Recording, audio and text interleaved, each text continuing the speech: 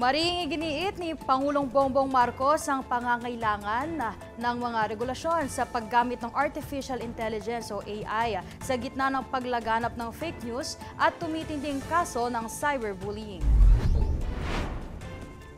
Sa ika-6 na episode ng podcast ni Marcos na inilabas nitong Martes, nagpahayag siya ng pangamba na ginagamit ng AI upang manira at gawing masama ang reputasyon ng ibang tao.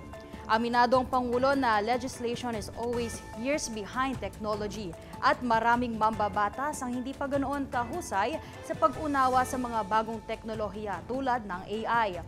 Ibinahagi rin ito na gumawa siya ng listahan ng mga paraan kung paano magagamit ang AI para paunlarin ang infrastruktura, edukasyon at renewable energy.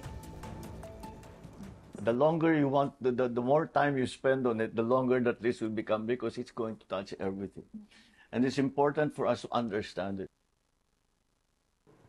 Sa podcast, ipinaliwanag sa Pangulo ang iba't ibang anyo ng cyberbullying, kabilang ang cancel culture na nakaapekto sa mental health ng mga tao.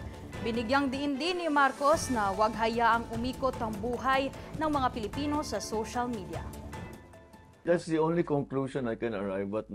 Yun ang buong buhay ng kung sino man yun. Ano? Basta yung buong buhay niya is online. So what goes online, that's the only important, that's the only thing, not what goes on in real life. We are, in the Philippines, we are one of the greatest users of the internet. Maybe it's just my own experience.